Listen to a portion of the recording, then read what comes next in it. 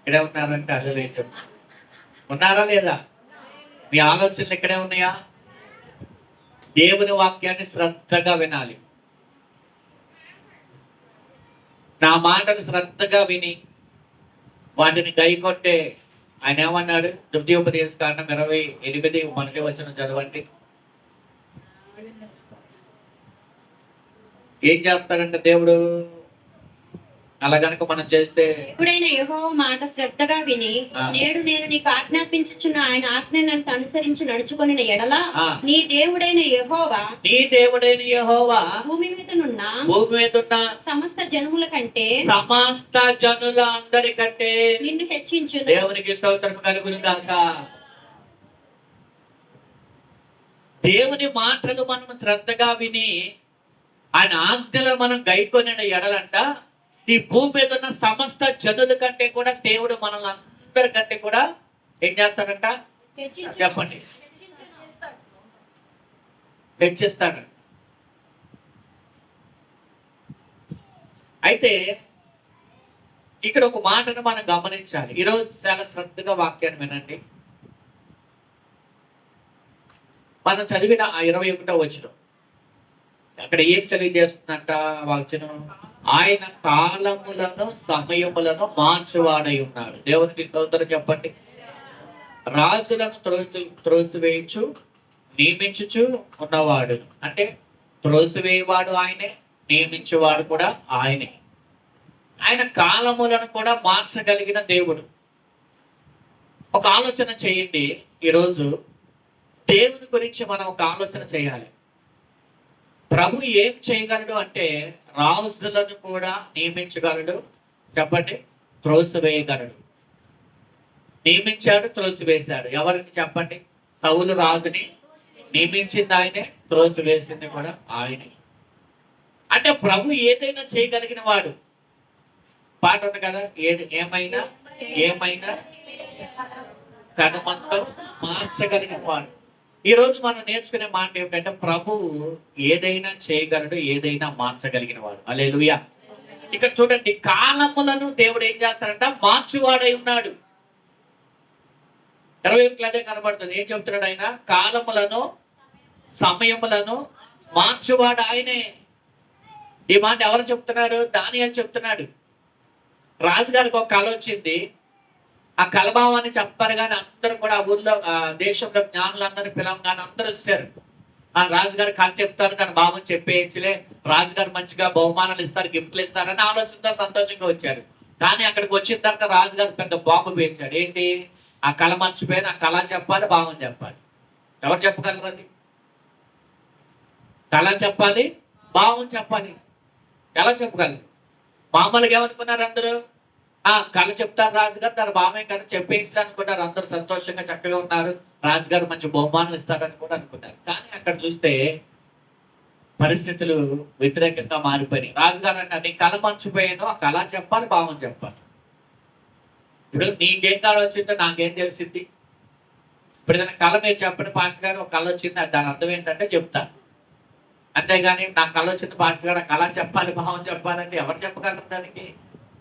కానీ అలా చెప్పకపోతే ఆ దేశంలో ఉన్న జ్ఞానులందరినీ కూడా చంపాలని ఒక ఆజ్ఞ రాజుగారు జారీ చేశారు. రాజుగారు కోపం వచ్చింది. అలాంటి సమయంలో ఇక్కడ జరిగిన సందర్భం ఏంటి తెలుసా? దానియేలు ఆ కలభావాన్ని చెప్తానని చెప్పి రాజుగారి దగ్గరికి వెళ్ళాడు. దేవునికి స్తోత్రం చెప్పండి. చూడండి, ఎప్పుడు కూడా నీతిమంతులు ధైర్యంగా ఉంటారు. ఏ సమస్యలనైనా, ఏ పరిస్థితులైనా సరే ధైర్యంగా ఎదుర్కోగలిగిన వాడే దేవుని బిడ్డ. దేవునికి స్తోత్రం. దేవుని బిడ్డలు ఎప్పుడు పిరికివారుగా ఉండకూడదు. వాక్యం ఏం చెప్తుందో తెలుసా? పిరికివాడు పరలోకం వెళ్ళడంట. పిరికివారు పరలోకం వెళ్ళడం. ప్రతి విషయానికి భయపడ్డామనుకో ఏమి చేయలేవు నువ్వు. అందుకే వాక్యం ఏమంటారు తెలుసా? ధైర్యాన్ని విడిచిపెట్టకుడి, దానికి కలుగు గొప్ప బహుమానం దేవుడిస్తాడు. ధైర్యాన్ని విడిచిపెట్టుకోకుండా మనం ఉంటే దానికి గొప్ప బహుమానం దేవుడిస్తాడు. ఏ పరిస్థితి నీ జీవితంలో ఎదురైనా, ఏ సమస్య నేను భయపెట్టినా సరే నువ్వు ధైర్యముగా ముందుకు అడుగులు వేయాలి. దేవునికి స్తోత్రం చెప్పండి. వెనకేమో ఫరో సైన్యము భయపడుతుంటే ఎదరేమో ఎర్ర సముద్రం భయపెడుతుంది. అప్పుడే ఐగుప్తు నుండి బయటకు వచ్చారు వాళ్ళు. అన్న నా వైపు చూసినట్టుగా వెనకాలేమో ఫరో సైన్యం, ఎదరేమో ఎర్ర సముద్రం. సముద్రాన్ని దాటలేరు, ఆ సైన్యాన్ని జయించలేరు. భయపడే పరిస్థితులు ఏర్పడినాయి. వాళ్ళందరూ భయపడిపోయారు, కానీ మోషే భయపడాల. దేవుని స్తోత్రం చెప్పండి. దేవుని యొక్క సామర్థ్యము, దేవుని యొక్క బలమును ఎరిగిన వారు ఏ విషయంలో భయపడరు. ఇశ్రాయేలు ప్రజలందరూ భయపడ్డారు, కానీ మోషే భయపడలా. ఒకసారి ఆలోచన చేయండి. అప్పుడు మోషే దేవునితో చెప్తున్నాడు, అయ్యా ఏంటి ప్రభా ఈ పరిస్థితి అంటే, నువ్వు ముందుకు సాగిపో అన్నాడు దేవుడు. దేవునికి స్తోత్రం చెప్పండి. ఏమన్నాడు? ఎందుకని? నీకు నేను తోడుగా ఉన్నాను. దేవునికి స్తోత్రం. ఈ రోజు ప్రభు నాకు తోడుగా ఉన్నాడని మీరు కనుక ఎవరైతే నమ్మినట్లయితే, ఎవరైతే నమ్మగలుగుతారో, ఈరోజు ప్రభు నీతో మాట్లాడుతున్నాడు, నువ్వు ముందుకు సాగిపో. భయపడే పరిస్థితులు ఉన్నాయి, వ్యతిరేకమైన పరిస్థితులు ఉన్నాయి, దాటలేని పరిస్థితులు ఉన్నాయి, ముందుకు వెళ్ళలేని పరిస్థితులు ఉన్నాయి. అయినా ప్రభు చెప్పాడు, నువ్వు ముందుకు సాగిపో. దేవునికి స్తోత్రం చెప్పండి.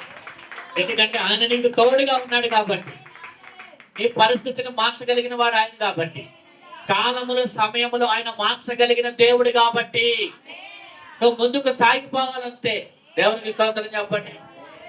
అక్కడ చూడండి, వెళ్ళాడు ధైర్యంగా. ఎందుకంటే మనం ఒకటే చేయాలి, నిజంగా భక్తి చేస్తేనే క్రైస్తవంలో ఉండాలి. ఊరికే నామకార్థానికి చేస్తే దీనివల్ల ఎటువంటి ప్రయోజనం లేదు మీకు. ఎందుకంటే నీ భక్తి నీకు ధైర్యాన్ని పుట్టించాలి.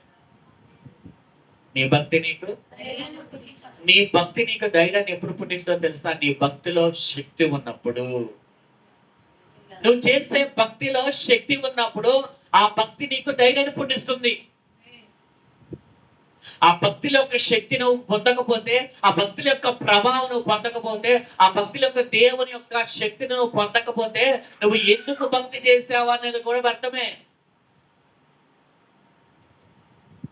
చూడండి, అంటు కట్టబడే విధానంలో అంటు సరిగ్గా కట్టబడకపోతే కనుక ఆ చెట్టు యొక్క చెప్పండి సారము గాని దాని ప్రభావం కానీ ఏది కూడా ఈ కొమ్మలోకి రావు. ఆ కొమ్మ బ్రతకాలి, ఆ కొమ్మ చిగురించాలి, ఆ కొమ్మ చక్కగా అది కూడా ఫలించాలి అంటే చెట్టుతో దానికి ఎలా ఉండాలంట? సరైన అనుబంధం ఉండి తీరాల్సిందే. సరైన అనుబంధం. దానికి ఏం చేస్తాం? అంటుకడతాం. ఏం చేస్తారు? ఈ కొమ్మ తీసుకెళ్ళి ఆ చెట్టుకి అలాగా చుడతారు, తాడుతో కానీ, లేకపోతే ఆ ప్లాస్టర్తో కానీ, లేకపోతే గుడ్డతో కానీ. ఆ కట్టే విధానం ఎందుకు కట్టాలి, ఎందుకు దానికి జత కట్టాలి అంటే, దానిలోనే ఒక మొక్కలో ఉన్న లేదా చెట్టులో ఉన్న సారము దీంట్లోకి వస్తేనే అది బతుకుతుంది. గుర్తుపెట్టుకోండి, యేసయ్య యొక్క శక్తి, యేసయ్య యొక్క ప్రభావము నీలోకి రాకపోతే, నీ భక్తిలోకి రాకపోతే, నీ కుటుంబంలోకి రాకపోతే నువ్వు ఎలాగ ఫలిస్తావు? వచ్చి వెళ్ళిపోవడం వల్ల ఏ ప్రయోజనం లేదు మందిరానికి. ఎందుకు నీ కుటుంబ పరిస్థితులు మారట్లేదు ఇప్పుడు దాకా? ఎందుకు నీ కుటుంబంలో పరిస్థితులు మారట్లేదు? ఎందుకు నీ భర్త మారట్లేదు? ఎందుకు నీ పిల్లలు మారట్లేదు? ఎందుకు నీకు అప్పులు తీరట్లేదు? ఎందుకు నీకు అనారోగ్య సమస్యలు మారట్లేదు? అంటే మనలో దేవుని శక్తి రావట్లేదు, మనలో దేవుని ప్రభావం రావట్లేదు. అలా రావాలి అంటే దేవుని శక్తితో, దేవుని ప్రభావంతో మనం నింపబడాలి. అలా నింపబడాలంటే దేవునితో మనం అంటుకట్టబడాలి.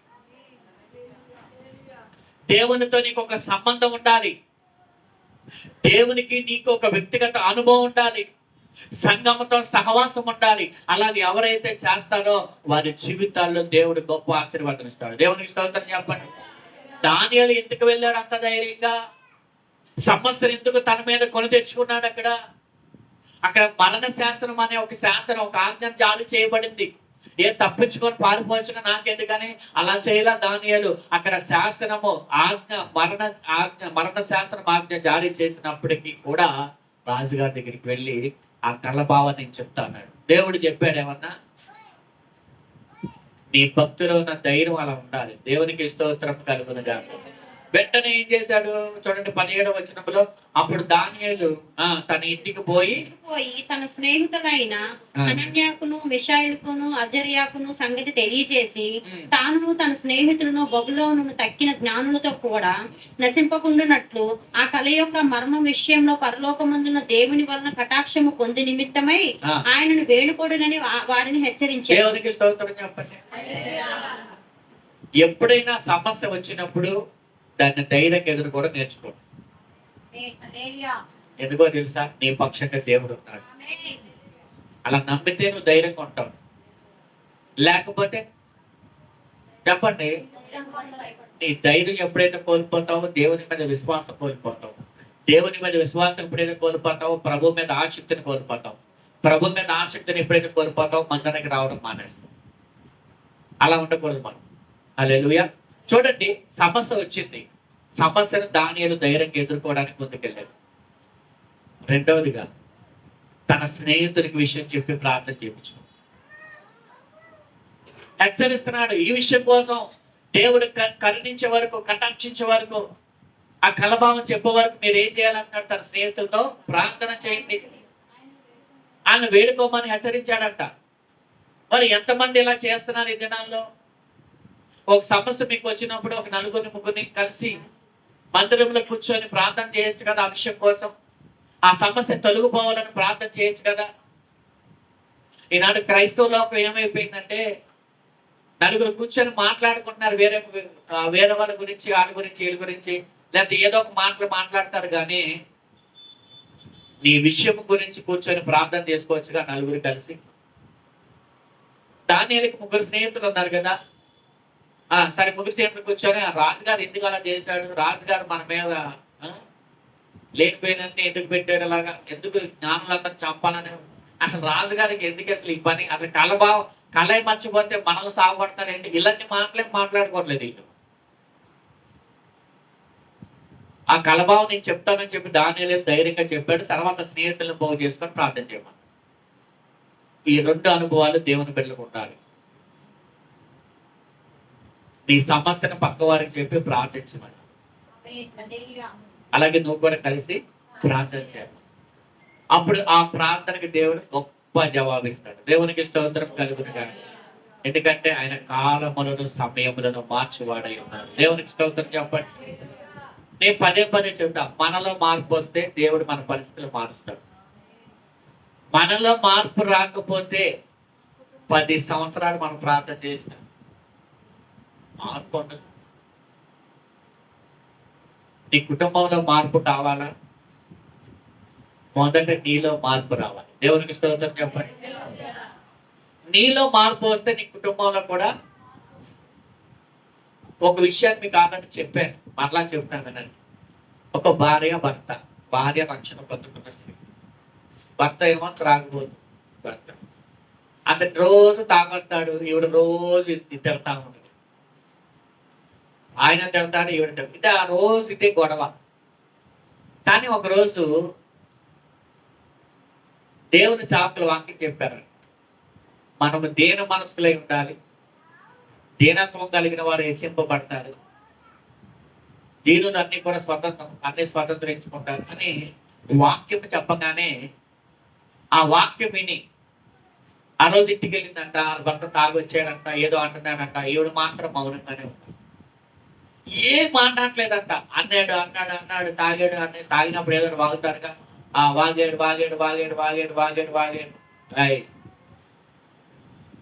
ఏం మాట ఏంటి నా భార్యలో మార్పు అంటున్నాడు. అలాగే 2వ రోజు 3వ రోజు అలాగే జరిగిందంట. తర్వాత ఆయన అనుకున్నాడంట, నిజంగా ఈవిడ చర్చికి వెళ్ళిన తర్వాత ఈవిడలో మార్పు వచ్చింది, నిజంగా ఆ దేవుడు గొప్ప దేవుడు అని చెప్పి ఆయన కూడా చర్చికి వెళ్ళడం మొదలు పెట్టాడు. అర్థమైందా? ఆయన కూడా చర్చికి వెళ్ళాడు, ఆయన కూడా ప్రార్థన చేయడం మొదలు పెట్టాడు. ఇప్పుడు ఆవిడలో ఉన్న మార్పును బట్టిగా అతనిలో మార్పు వచ్చింది. ఇప్పుడు ప్రార్థనకు వచ్చి కూడా, దేవుని సన్నిధికి వచ్చి కూడా ఆయనతో గొడవలాడుతూ ఉంటే మార్పు ఎక్కడ? వాక్యానికి విలువేది? వాక్యానికి లోబడే విధానం ఏది? వచ్చినంత మాత్రాన్ని ఎవరు దీవించబడరు. వచ్చిన తర్వాత ఆ వాక్యానికి లోబడేవారు ఎంతమంది, వాక్యాన్ని వినేవారు ఎంతమంది, లోబడేవారు ఎంతమంది, దిద్దుకునేవారు ఎంతమంది. ఇది దేవుని సన్నిధిలో మనం చేయవలసిన పని. దేవునికి మహిమ కలుగును గాక. మన ప్రభు ఎవరంటే ఆయన మార్చగలిగిన వాడు, కాలములో సమయంలో మారుస్తాడని ఇక్కడ చెప్పాడు. చూడండి, కొన్ని మాటలు మనం నేర్చుకున్న దానికి సంబంధించిన మాటలు. 90వ కీర్తన 3వ వచనములో మనుషులను మంటికి మారుస్తాడని మాట ఉంది అక్కడ. చూడండి, నీవు మనుషుల మంటికి మార్చుచున్నావు. మనుషులు ఏం చేస్తున్నాడంట? ప్రభు మంటికి మారుస్తున్నాడు. తర్వాత ఇంకొక మాట మనం చదువుకుందాం. ఆమోసు గ్రంథం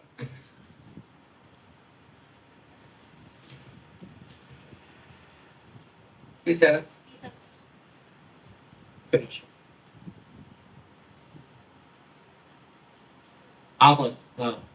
ఆమోసు గ్రంథంలో 3వ అధ్యాయం 5-8 చదవండి. 5వ అధ్యాయం 8వ వచనం. 5వ అధ్యాయం 8వ వచనం. ఆయన సప్తఋషి నక్షత్రములను మృగశిర నక్షత్రములను సృష్టించిన వాడు, కారు చీకటిని ఉదయముగా మార్చువాడు, పగటిని రాత్రి చీకటి వలె మార్చు చేయువాడు. చూడండి, ఆయన అలాంటి వాడు అంటున్నాడంట. చీకటిని ఉదయముగా మార్చువాడును, పగటిని రాత్రిగాను చీకటి వలె మార్పు చేయగలడు. చూడండి, ఏదైనా చేయగలిగిన వాడు. పగటిని ఏం చేయగలడు? రాత్రిగా మార్చగలడు. అలాగే రాత్రిని ఉదయముగా మార్చగలిగిన వాడు. అలాగే 8 అదే అధ్యాయం 8-10 చదవండి. మీ పండగ దినములను దుఃఖ దినములుగాను, మీ పాటలను ప్రలాపులుగాను మార్చుదును. చూడండి, పండగ దినాలు ఎలా చేస్తాడంట? దుఃఖ దినాలుగా మారుస్తాడంట. ఎందుకు అలా మారుస్తున్నాడు? ఇక్కడ ఏదైనా చేయగలడు అనే మాటకి అందరు నవ్వే. చూడండి, ఏదైనా చేయగలడు, ఏదైనా మార్చగలిగిన వాడు దేవుడు అంటే మనం ఎప్పుడు కూడా పాజిటివిటీతోనే ఆలోచన చేస్తాం. దేవుడు నా పరిస్థితులు మార్చేస్తాడు, దేవుడు నా స్థితిగతులు మార్చేస్తాడు. నిజమే, మారుస్తాడు. కానీ మనం సరైన జీవితం జీవించకపోతే కూడా మన అన్ని కూడా తీసేస్తాడు. వీళ్ళు చూడండి, ఆమోసు గ్రంథంలో మనం చూస్తే వీళ్ళు ఎక్కడ కూడా దేవునికి ఇష్టమైన వారుగా బ్రతకల. మొదటి అధ్యాయం 6వ వచనం చూస్తే, యెహోవా సెలవిచ్చినది ఏమనగా 3 సార్లు 4 సార్లు చేసిన దోషం పెట్టి నేను తప్పకుండా దాన్ని శిక్షించును. ఏలయనగా ఏదో వారికి అప్పగింపవలెను. 9వ వచనములో యెహోవా సెలవిచ్చినది ఏమనగా, తూరు 3 సార్లు 4 సార్లు చేసిన దోషమును బట్టి నేను చూడండి, ఇవన్నీ కూడా మనకు నేర్పించేది ఏంటో తెలుసా? 13వ వచనము నేర్పిస్తున్న మాట. యెహోవా సెలవిచ్చినది ఏమనగా, అమూల్య 3 సార్లు 4 సార్లు చేసిన దోషములను బట్టి నేను చూడండి, ఈ వచనాలన్నీ కూడా అలాగే 2వ అధ్యాయంలో కూడా కనపడతాయి. 2వ అధ్యాయంలో మొదటి వచనము చాలండి, 6వ వచనము, ఇవన్నీ కూడా మనకి నేర్పించే ఏంటో తెలుసా? వాడు దేవుని ఎదుట ఎలా ఉన్నారంట? దోషములు చేసేవారిగా ఉన్నారు. ఇప్పుడు దేవుని ఎదుట దేవునికి ఇష్టానుసారంగా మనం బ్రతికితే దేవుడు మన పరిస్థితులు మారుస్తాడు. అలాగే దేవునికి విరోధంగా దోషంగా బ్రతికినా మన పరిస్థితులు మారుస్తాడు. ఇక్కడ 2 రకాల అనుభవాలు కనబడతా ఉన్నాయి కదా. ఆయన చీకటిని పగలగా చేయగలిగినవాడు, పగలను రాత్రిగా కూడా చేయగలిగిన వాడు, ఏదైనా మార్చగలిగిన వాడు. ఇప్పుడు దేవుడు నీ జీవితాన్ని ఎలా మార్చాలి అనేది నీ భక్తి మీద ఆధారపడి ఉంది. అందరు చూడండి, మనం చేసే భక్తి మీదే దేవుడు మన మీద ఎలాంటి ప్రభావం చూపుతాడు అనేది అర్థమవుతుంది. ఈ వాక్యాలన్నీ మనకు నేర్పించే సత్యం ఒకటే, మనం ఎలాగ భక్తి చేస్తున్నాం అనేది మనం పరిశీలన చేసుకోవాలి. అలా చేసుకుంటేనే, లేకపోతే మనకి రావాల్సిన మేలు బదులు కీడు రావుతుంది. దేవుడు ఏముంచాడంట మన ఎదుట?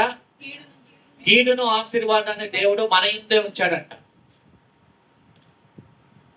అంతమంది చెప్పారు, ద్వితీయోపదేశ కాలంలో ఉన్నమాట కదా. కీడును మేలును దేవుడు మన ఎదుటే ఉంచాడు. ఏది కావాలో, ఏది మనం పొందుకోవాలో చాయిస్ మనకి ఇచ్చాడు దేవుడు. చాలా మంది ఏం చేస్తారంటే, మాకేంటి మాకు ఇష్టం వచ్చేట్టుగా. ఈరోజు అలా ఉంటే దానికి నువ్వు దేవుని దగ్గరికి రావాల్సిన అవసరం లేదు, నువ్వు లోకంలో బ్రతకాల్సిన వ్యక్తి. దేవుని సన్నిధికి వచ్చామంటే నిబంధనలో బ్రతకాలి, క్రమంలో బ్రతకాలి. అలా బ్రతకకపోతే దేవుడు మనల్ని ఆశీర్వదించడు. నియమం ప్రకారము పోరాడకుంటే బహుమానము లేదు, కిరీటము లేదు.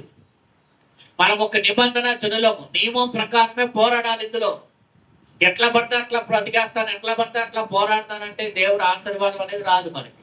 గుర్తుపెట్టుకోండి, దేవుడు ఎప్పుడు కూడా ఏం చేస్తాడంట, నిబంధన పెట్టి ఆశీర్వదించాడు, నియమాలు పెట్టి దీవించాడు. అన్ని కూడా ఏదైనా సరే మనకి దేవుడు ఆశీర్వాదం అనేది ఎవరికైనా ఇచ్చాడు అంటే కనుక అది వారు చేసిన దానిని బట్టే ఇచ్చాడు. అది మేలైనా కీడైనా కదా. అలా చేయకపోతే చూడండి, ఒక మాటను గమనించండి. ఇస్సాకు దేవుడు చెప్పినట్లుగా చేశాడు కాబట్టి నూరింతల ఆశీర్వాదం వచ్చింది. ఆ కరువు సంవత్సరంలో అంట నూరింతల ఫలం పొందుకున్నాడంట. అబ్రాహం కాలంలో కరువు వచ్చింది, ఇస్సాకు కాలంలో కరువు వచ్చింది, నయోమి కాలంలో కూడా కరువు వచ్చింది. కానీ ఈ 3 కరువుల్లో మనకి దేవుడు నేర్పించే సత్యం మనకు తెలుసు. ఇస్సాకును దేవుడు చెప్పాడు, నువ్వు ఆ ప్రాంతంలోకి వెళ్ళక, ఐగుప్తు వెళ్ళక నేను ఉన్న ప్రదేశంలో నువ్వు పరదేశిగా ఉండు అన్నాడు. ఎప్పుడైతే ఆ మాటకు లోబడ్డాడో అది కరువు కాలమైన ఇస్సాకుకు మాత్రం కరువు రాలేదు. నీ జీవితంలో కరువు ఎందుకు వస్తుందో తెలుసా? నీ జీవితంలో లేమి పరిస్థితులు ఎందుకు వస్తాయో తెలుసా? ఎందుకు దేవుడు నిన్ను ఆశీర్వదించట్లేదో తెలుసా? నువ్వు దేవుని మాటలకు లోబడకుండా, దేవుని చిత్తానికి అప్పగించకుండా ఎట్లా పడితే అట్లా బ్రతికితే దేవుడు ఎలాగ ఆశీర్వదిస్తాడు మనల్ని? బెత్లెహేములో నయోమి ఎక్కడికి వెళ్ళిపోయింది? మోయాబుకి వెళ్ళిపోయింది. మోయాబుకి వెళ్ళిపోయిన తర్వాత మోయాబులో అన్ని పోయినాయి, 3 బారిపోయి తిరిగి వచ్చింది. మారాన్ని మధురముగా మార్చగలిగిన దేవుడని మనం పాడుతున్నాం. కానీ ఈవిడ మధురంగా ఉన్నావిడ. నయోమి అంటే ఏంటి? మధురం. ఎక్కడికి వెళ్ళిపోయింది? శబుతమైన దేశానికి వెళ్ళి మారాగా తిరిగి వచ్చింది. కానీ మారాలో ఉన్న రూతు మాత్రము బెత్లెహేముకు వెళ్ళి మధురముగా మారిపోయింది. దేవునికి మహిమ కలుగును గాక. దేవునికి స్తోత్రం చెప్పండి. బెత్లెహేములో కరువు రావడం వాస్తవమే, కానీ దేవుడు బెత్లెహేమును మరలా దర్శించాడంట. ఈ రోజు నీకు వచ్చిన కరువైనా, ఈ రోజు నీకు వచ్చిన శ్రమ అయినా, ఈ రోజు నీకు వచ్చిన ఆర్థికమైన ఇబ్బందులైనా, ఈ రోజు నీకు వచ్చిన ఏ సమస్య అయినా, ఈ రోజు సమస్యలను దర్శించే దేవుడు ఉన్నాడు. హల్లెలూయా. బెత్లెహేమును మరలా దర్శించినట్లుగా దేవుడు మరలా నేను దర్శించే ఒక రోజును దేవుడు నీకంటూ ఒక రోజు దేవుడు ఇచ్చును గాక. నమ్మేవారు దేవునికి స్తోత్రం చెప్పండి. నాకు దేవుడు ఒక రోజుని ఇవ్వబోతున్నాడు. దేవుడు మరలా నన్ను దర్శించబోతున్నాడు. గట్టిగా చెప్పండి, దేవునికి స్తోత్రం చెప్పి. దేవుడు మరలా నన్ను దర్శించబోతున్నాడు. కరువునంతని సమృద్ధిగా మార్చబోతున్నాడు. నా పరిస్థితిని దేవుడు మార్చబోతున్నాడు. హల్లెలూయా. విశ్వాసంతో పక్క వాళ్ళు చెప్పగలరా? మీ పరిస్థితులు దేవుడు మార్చబోతున్నాడు. దేవుడు మరలా మిమ్మల్ని, చెప్పండి, దేవుడు మరలా మిమ్మల్ని దర్శిస్తున్నాడు. దర్శిస్తాడు. బెత్లెహేమును దర్శించడం నిజమైతే నిన్ను దర్శించడం కూడా నిజమే. నీకు శ్రమ ఉండడం నిజమైతే నీకు సమృద్ధి కలగడం కూడా నిజమే. నీకు కరువు ఉండడం నిజమైతే దేవుడు నిన్ను మేలుతో నింపి సమృద్ధిగా నింపడం కూడా నిజమే. హల్లెలూయా. కానీ నువ్వు ఎక్కడ ఉండాలి? దేవుడు ఉండమన్న చోట ఉండాలి. దేవుడు చెప్పినట్లుగా బ్రతకాలి. అలాగే నువ్వు చేసిన రోజు, ఈ రోజు పరిస్థితిని చూసిన దుఃఖపడమాక రేపటి మేలు గురించి ఆలోచన చేయాలి. రేపటి రోజున దేవుడు ఏం చేయబోతున్నాడు చూడు. భయపడుతున్న గిద్యోను దేవుడు అన్నాడు, పరాక్రమము కలిగిన బలార్జుడా. తన కుటుంబానికి ఆహారం పెట్టుకోవడానికి ఇబ్బందికరంగా ఉన్న ఎవరు? ఈ గిద్యోను ఆ దేశాన్ని కాపాడేవాడిగా, ఇశ్రాయేలు ప్రజలను కాపాడేవాడిగానే దేవుడు చేశాడు అన్నమాట. ఈరోజు నీకున్న స్థితి ఈ స్థితి కాదు. ఇప్పుడు నువ్వు జీవిస్తున్న పరిస్థితి అది నిజమైన పరిస్థితి కాదు. రాబోయే కాలంలో దేవుడు నీ కొరకు అనేకమైన మేలులు, అలాగే నీ కొరకు అనేక మందికి ఆశీర్వాదంగా దేవుడు నిన్ను నిలబెట్టబోతున్నాడు. హల్లెలూయా. కానీ ఒకటి చేయాలి, దేవుడు ఏది చెప్తే నువ్వు చేయాలి. దేవుడు చెప్పినట్లుగా మనం ఏం చేయాలి? బ్రతకాలి. వాళ్ళేమో దేవునికి విరోధంగా బ్రతికారు. అందుకే దేవుడు వారిని ఏం చేస్తున్నాడంటే వారి సంతోషాన్ని దుఃఖంగా, వారి పంటగని ఎలా మార్చాడంట ఆయన. చూడండి 8:10 ఏం చెప్తుంది అక్కడ? వారి పంటగ దినములను దుఃఖ దినములుగాను, వారి పాటలను ప్రాణాపనములుగా మార్చాడు.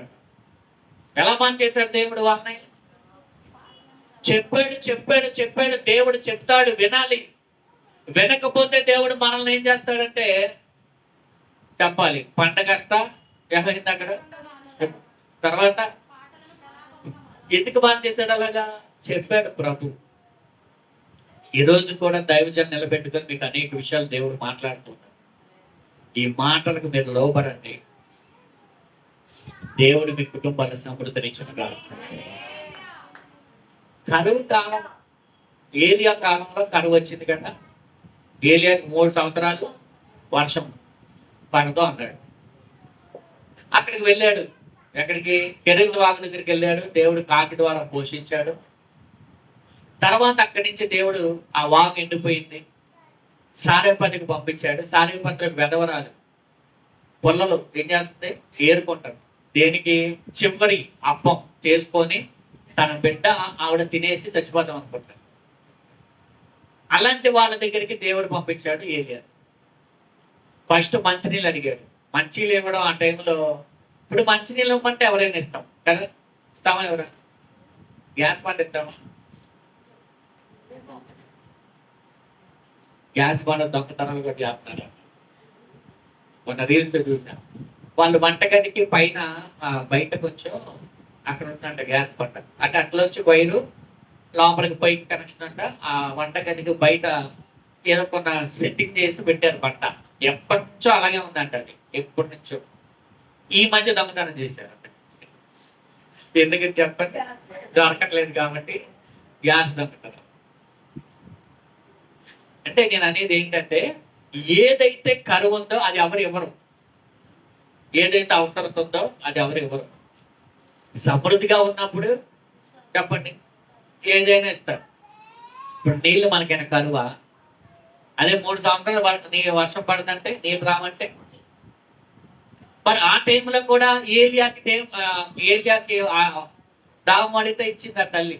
నీళ్ళు ఇచ్చింది. నీళ్ళు తాగిన తర్వాత అంటున్నాడు, అమ్మ నాకు ఒక అప్పం కావాలి. చెప్పండి. ఆవిడ ఒకటే చెప్పింది. ఆవిడున్న పరిస్థితి ఏం చెప్పింది సార్? అయ్యా మాకు బ్రతకడానికి ఏమీ లేదు, చివరిగా ఇది తిని చనిపోదాం అనుకుంటున్నాం అయ్యా, నేనేం పెట్టగలను నీకంటే ఆ దైవజనుడు ఒకటే చెప్పాడు. అమ్మ అందరు చూడాలి, ఒకే ఒక మాట చెప్పాడు. ముందు ఇది తినే దాంట్లో చిన్న అప్పం చేసి ముందు నాకు పెట్టు. తర్వాత ఈ 3 సంవత్సరాల కరువులు దేవుడు మిమ్మల్ని అద్భుతంగా పోషిస్తాడు. అలాంటి సమయంలో ఆ మాట నమ్మడం అనేది కష్టం. నిరాశలో ఉన్నప్పుడు, చనిపోయే స్థితిలో ఉన్నప్పుడు జీవితం మీద విరక్త పుట్టింది. నిరాశలో ఉన్నప్పుడు ఎవరి మాట వినరు. చూడండి, బాధలో ఉన్న నిరాశలో ఉన్న ఎవరైనా వచ్చి అయ్యా అది కాదే ఇలాగంటే అల్లమమ్మ నాకు చెప్పేది ఏంటి? విసుగొచ్చేసింది. పక్కన మాటలు వినలేము. వాళ్ళు ఎంత నిరాశలో ఉన్నారో తెలుసా? చచ్చిపోవడానికి రెడీ అయిపోయారు, తినడానికి తిండి లేక. అలాంటి పరిస్థితిని కూడా దైవజనుడు చెప్పిన మాటకి లోబడింది ఆ తల్లి. అటువంటి సమయం చెప్తున్నాడు, ఈయన కడుపు నింపుకోవడానికి అలా చెబుతున్నాడులే, ఆయన ఆకలి తీర్చుకోవడానికి మా దగ్గర కూడా తీసేసుకోవడానికి అలా చెబుతున్నాడులే అని అనుకోలేదు వాడు. అనుకోకుండా ఆ దైవజను చెప్పిన మాటను దేవుడు చెప్పిన మాటగా తీసుకొని ఆ తల్లి మొదటిగా అప్పమ్మ చేసి చెప్పండి ఏలియాకు పెట్టింది. ఆ 3 సంవత్సరాలు దేవుడు అద్భుతంగా పోషించాడు, సమృద్ధితో పోషించాడు. దేవునికి స్తోత్రం చెప్పండి. మనము లోబడే విధానాన్ని బట్టి ఉంటుందండి ఏదైనా ఆశీర్వాదం.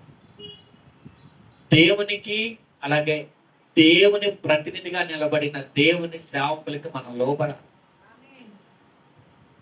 ఆమెను కాదు, లోబడి. అలా లోబడితేనే చెప్పండి దేవుడు గొప్పగా మనల్ని ఏం చేస్తాడు? ఈరోజు దేవుడు మిమ్మల్ని హెచ్చించబోతున్నాడు. ఏం చేయాలి? మీరు లోబడాలి, దేవునికి లోబడాలి, దేవుని మాటకి. దేవుడు చెప్పినట్లుగా ఇస్సాకు లోబడ్డాడు, కరువులో సమృద్ధి పొందుకున్నాడు. అలాగే 3 సంవత్సరాల కరువులో దైవజనుడు చెప్పిన మాటకి ఆ సారపాటి వెధవరాలు లోబడింది. తన కుటుంబం అంతా కరువులో. గుర్తుపెట్టుకోండి, అంత పరిస్థితులు వేరు, కానీ ఈ ఇంట్లో పరిస్థితులు వేరుగా ఉన్నాయి. అక్కడ ఊరంతా దేశమంతా పరిస్థితులు వేరు, కానీ ఇక్కడున్న పరిస్థితులు వేరు. గుర్తుపెట్టుకోండి, ఈ ప్రాంతం అంతా కరువు వచ్చినా సరే నీ కుటుంబ పరిస్థితులు కరువు రాకుండా ఉండాలి. ఈ ప్రాంతం అంతా కుటుంబాల పరిస్థితులు ఒకలాగుంటే నీ ఇంటిలో పరిస్థితి వేరేలాగా ఉండాలి. హల్లెలూయా. నీ గుర్తుపెట్టినా నీ పరిస్థితులు వేరుగా ఉండాలి, నువ్వు కూడా వేరుగా ఉండాలి. చెప్పండి, వాళ్ళతో కాకుండా నువ్వు కూడా ఎలా ఉండాలి? వేరుగా ఉండాలి, దేవునికి లోబడాలి. అప్పుడే మన పరిస్థితులు దేవుడు మారుస్తాడు. చూడండి, వాక్యంలో కూడా మనం చూస్తే కనుక నెహెమ్యా గ్రంథము 13:2 చూడండి వేగంగా. నెహెమ్యా గ్రంథము 11:2. యెరూషలేములో నివసించుటకు సంతోషముగా ఒప్పుకొనిన వారిని జనులు దీవించిరి. యెరూషలేములో నివాసము చేసిన రాజ్యపు ప్రధానులు వీరే. 13:2.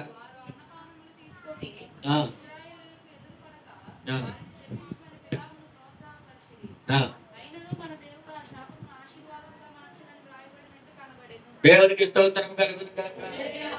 శాపమును ఆశీర్వాదంగా మార్చేవాడు మన దేవుడు. ఏం చేశారు అక్కడ? చూడండి, ఎంతో మంది ఈ దినాల్లో శాపములు వారి కుటుంబాన్ని ఏలుబడి చేస్తారు. ఏం ఏలుబడి చేస్తాయి? అసలు శాపం ఎందుకు వస్తుంది? శాపం ఎందుకు వస్తుంది చెప్పండి. కొంతమంది శాపాలు పెడతాం. ఏం చేస్తారు? నాశనం అయిపోవాలి, నువ్వు అదే అయిపోవాలి, నువ్వు ఇదే అయిపోవాలి అని ఏం చేస్తారు మన మీద?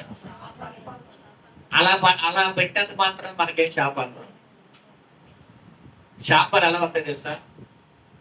తల్లిదండ్రులు చేసిన పాపాల వల్ల శాపాలు. అవునా కదా? అలా వస్తాయి. లోకస్తులకి అయితే ఎవరైనా శపిస్తే వస్తాయేమో. కొంతమంది సామెత ఉంది, నరుడు చూపేట నల్లరాయి కూడా. అంటే కొంతమంది కళ్ళు పడితే అంత నాశనమైన. కానీ దేవుని బిడ్డకు అలా ఉండదు. శాపమును దేవుడు ఎలా మారుస్తున్నాడు? బిలాముకి డబ్బులు ఇచ్చి, బారాకు రాజు ఏమిచ్చాడు? లంచం ఇచ్చి, విలువైనవి ఇచ్చి ఇశ్రాయేలు ప్రజలను ఏం చేశాడంట? శపించమని పంపిస్తే బిలాము దేవుడి నోటి నుంచి ఏం పెట్టాడంట? నువ్వు శపించడానికి కాదు, నువ్వు ఆశీర్వాదించు. దేవునికి స్తోత్రం. ఎందుకు ఆశీర్వదించమన్నాడంటే, నా జనులు శాపగ్రస్తమైన వారు కాదు, నా జనులు ఆశీర్వాదానికి వారసులు. నమ్మేవారు గట్టిగా చెప్పలు ఉంటుంది. మనం దేనికి వారసులు తెలుసా? ఆశీర్వాదానికి వారసులు మనం. పేతురు పత్రికలో 3:9 ఏమంది? మనల్ని దేవుడు ఎందుకు పిలిచాడంట? ఆశీర్వాదానికి వారసులు అవ్వడానికి ప్రభు మనం పిలిచాడు, అంతేగాని శాపానికి వారసులు అవ్వడానికి కాదు. అందుకే ఇక్కడ చూడండి, బిలాము ప్రవక్త శపించాలనుకున్న దేవుడు ఏం చేశాడంట? ఆశీర్వదించాడు. ఎందుకంత బిలాము చేత ఎందుకు అలాగా బాగా చేపించాడు అంటే, ఆ కాలంలో బిలాము నోటి నుంచి వచ్చే ప్రతి మాట కూడా జరిగింది. ప్రతి మాట కూడా అంటే ఆయన ఏం చెప్తే అది ఏమవుతుంది? జరుగుతుంది. అందుకే ఏం చేశాడు? ఈయన కనుక వాళ్ళని శపిస్తే వాళ్ళందరూ నాశనం అయిపోతారు, వాళ్ళందరూ కూడా ఇదైపోతారు అని చెప్పి బాలాక రాజు బిలాము ప్రవక్తకి చెప్పి ఆశ చూపించి, చూడండి, ఆశకి ప్రలోభ పెట్టి, సాతాను ఆశలకి ప్రలోభాలు పెడతాడు. గుర్తుపెట్టుకో, మన యొక్క తిన్నని మార్గాన్ని ఏం చేస్తాడు?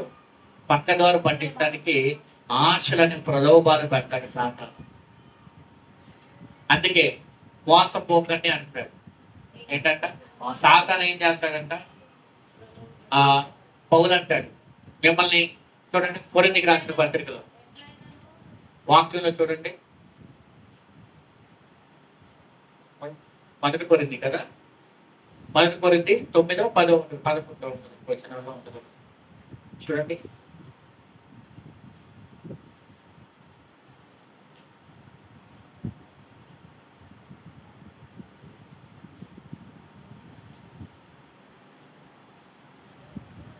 ఆ 2 కొరింథీ పత్రిక 11వ అధ్యాయం చూడండి. సర్పము తన కుయుక్తి చేత ఆ. హవ్వను మోసపరిచినట్లు మీ మనసును చెరుపబడి ఆ. క్రీస్తు ఎడలనున్న సరళత నుండి పవిత్రత నుండి ఎట్లయినను తొలగిపోవునేమో అని భయపడుచున్నాను. చూడండి, ఎందుకు భయపడుతున్నాడంట పౌలు? మీ మనసు ఏంటంటే సర్పము తన కుయుక్తి చేత అవ్వను మోసగించినట్లు మీ మనసులను చెరపబడి, అంటే మనసులను ఏం చేస్తాడంట? అంటే మనుషులకి ఏం చేస్తాడంటే ఆశలు చూపించి ప్రలోభాలు పెడతాడు సాతాను. గుర్తుపెట్టుకోండి. ఏ రకంగా అయినా తెలియదు, అది ఏ రకంగా తెలియదు, కానీ మన మనసుని చెడగొట్టడమే సాతాను పని. గుర్తుపెట్టుకోండి, నీ మనసుని ఎలా చెడగొట్టాలో సాతానికి తెలుసు. అందుకే మన మనసుల మీద దాడి చేస్తూ ఉంటాడు. నీ మనసు బాగోపోతే నువ్వేం చేస్తావు? ఏం చేయవు. మనసు బాగోపోతే ప్రార్థన చేస్తారా చేయరా చెప్పండి నాకు? చేయరు. కొంతమంది మాటలు అంటూ ఉంటారు కదా, కొంతమంది అనే మాటలు బట్టి మనకు బాధ కలిగి ప్రార్థన చేయడం మానేస్తారు. మనసు బాధ కలిగింది, మనసు ముక్కలు చేసేస్తారు కొంతమంది అంటారు ఇలాగా. కానీ పేతురు పత్రికలో ఒక మాట ఉంది. 1 పేతురు పత్రిక 4:1.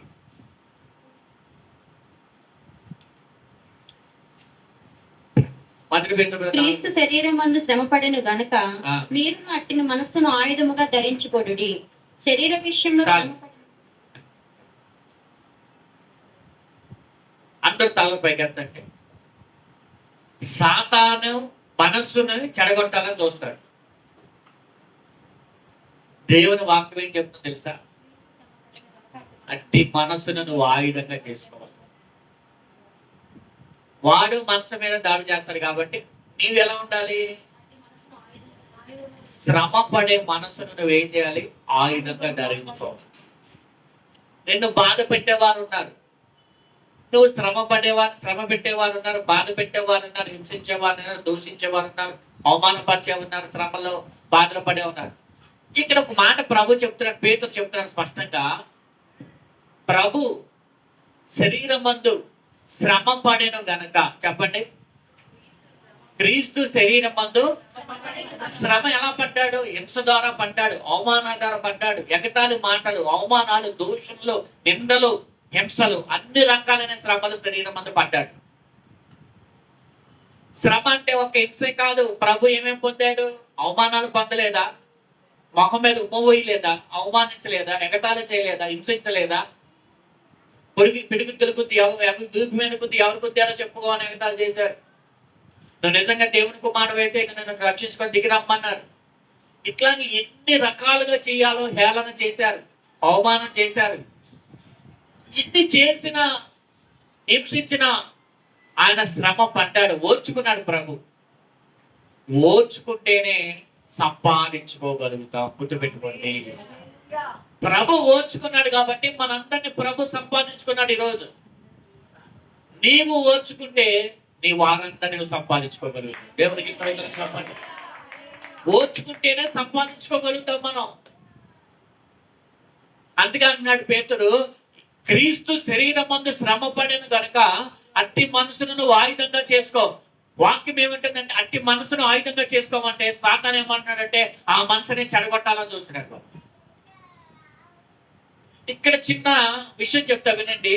ఇప్పుడు ఒకరు వచ్చి, నేను వచ్చి యేసు బాబుని చాలా మాట్లాడినా, తెలుసో తెలియకో అనేసా. యేసు ప్రభు నా మాటలకి చాలా హట్ అయ్యాడు, గాయపడింది మనసు.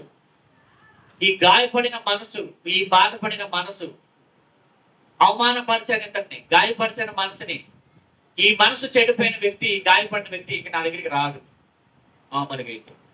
కానీ ఇదే వ్యక్తి, వాక్యాన్ని ఎరిగిన వ్యక్తి, వాక్యాన్ని వరదలో పెట్టుకున్న వ్యక్తి అయితే పేతురు చెప్పిన ఆ 4వ అధ్యాయం 1వ వచనం ప్రకారంగా నా తండ్రి నాకంటే ఎక్కువ అవమానాలు పొందాడు, నాకంటే ఎక్కువ శ్రమ పడ్డాడు, కాబట్టి నేను ఆయన బిడ్డగా నేను కూడా శ్రమలు అనుభవించిన, నేను కూడా అర్హుణ్ణి, యోగ్యుణ్ణి, కాబట్టి పర్వాలేదు, నా తండ్రే పడినప్పుడు నేను పడటంలో ఏముంది అని చెప్పి ఇతను కనుక ఓర్చుకుంటే ఆ మనసు ఎటు కూడా పోదు.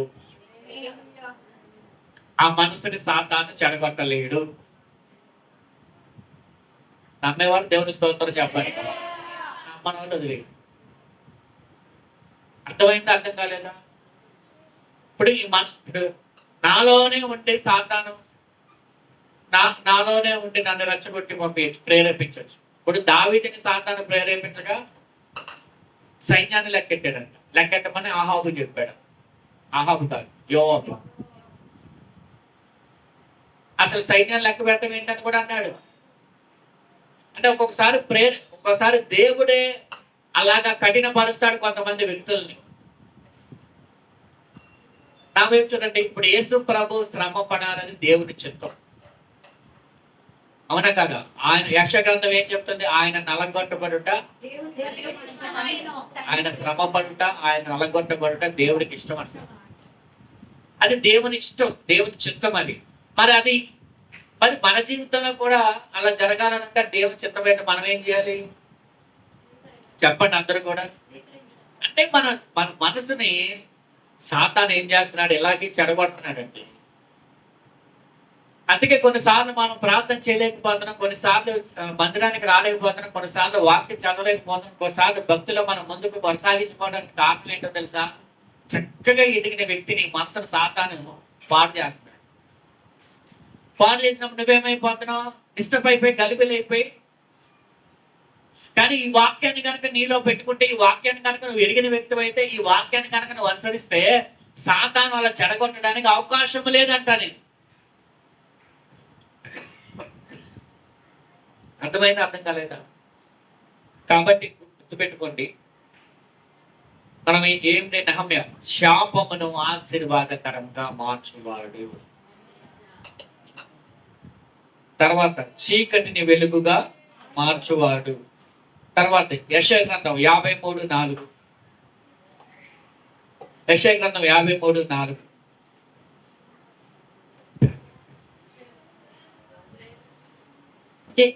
దేవుడైన యెహోవా అనుకొనుచున్నది ఏమనగా, తాత్కాల నివాసం ఇచ్చును.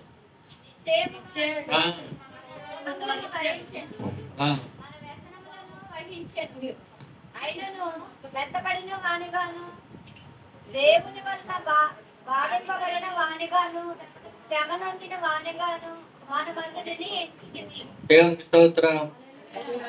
ఆయన ఏం చేస్తాడంటే మన రోగములను ఏం చేస్తాడంటే అక్కడి పొందిన దెబ్బల వలన మనకి ఏం కలుగుతుంది అంటే, చూడండి, దేవుడు మన రోగాలను ఆరోగ్యముగా మార్చువాడు. చెప్పండి, ఎంతో మంది దేవుడు ఇక్కడ స్వస్థపరిచిన సందర్భాలు ఉన్నాయి. మా చెల్లిని దేవుడు స్వస్థపరిచాడు కాబట్టి మా కుటుంబం దేవునిలోకి వచ్చింది.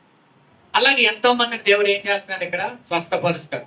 తర్వాత పాపమును పరిశుద్ధముగా మార్చువాడు. రోమాపత్రిక 6:22. రోమాపత్రిక 6:22. అయినను ఇప్పుడు పాపము నుండి విమోచింపబడి దేవునికి దాసులైనందున పరిశుద్ధ కలుగుటయే మీకు ఫలము. చూడండి, పాపం నుంచి ఏం చేస్తున్నాడు? ఎప్పుడైతే ప్రభు దగ్గరికి వచ్చి ఆయన విశ్వసిస్తామో మనం ఏమవుతామంట? పాపులంతా పరిశుద్ధులుగా మార్చబడతారు. తర్వాత చివరి మాట, ఎఫెసీ పత్రిక 2:15. ఎఫెసీ పత్రిక 2:15. ఇట్లు సంధి చేయుచు ఈ ఇద్దరిని తన యందు ఒక నూతన పురుషునిగా సృష్టించి తన సిలువు వలన ఆ ద్వేషమును సంహరించి దాని ద్వారా వీరిద్దరిని ఏక శరీరముగా చేసి దేవునితో సమాధానపరచవలని ఇలాగూ చేసిన గనుక ఆయనయే మనకు సమాధానకారకుడై ఉన్నాడు. పాత జీవితమును నూతన జీవితముగా మార్చువాడు. దేవుని స్తోత్రం చెప్పండి. ఇప్పుడు మనందరం ప్రభులో నూతన సృష్టి, నూతన జీవితాన్ని దేవుడు మార్చాడు. హల్లెలూయా. చూడండి, మొదటిగా శాపమును ఆయన ఏం చేస్తాడు? మన పక్షంగా ప్రభు శాపమును ఆశీర్వాదంగా మార్చువాడు, చీకటిని వెలుగుగా మార్చువాడు, తన రోగమును ఆరోగ్యముగా మార్చువాడు, తర్వాత పాపమును పరిశుద్ధముగా మార్చువాడు, పాత జీవితమును నూతన జీవితముగా మార్చువాడు, తర్వాత ప్రయాసను విశ్రాంతిగా మార్చువాడు, నీ కరువుని సమృద్ధిగా మార్చువాడు. అసలు విషయం ఇంకోటి చెప్దాం అనుకున్నాను, కరువుది. అయితే సమయం అయిపోయింది కాబట్టి మీ కరువుని సమృద్ధిగా దేవుడు ఏం చేస్తాడు? మార్చువాడై ఉన్నాడు. దేవునికి స్తోత్రం చెప్పండి. మన ప్రభు ఎవరంటే మన పరిస్థితులను మార్చు దేవుడై ఉన్నాడు. గుర్తుపెట్టుకోండి, ప్రభు దగ్గరికి వచ్చిన మనము మన బ్రతుకులను మనం మార్చుకుంటే దేవుడు మన పరిస్థితులు మార్చును గాక. ఈ వాక్యము దేవుడు దీవించును గాక.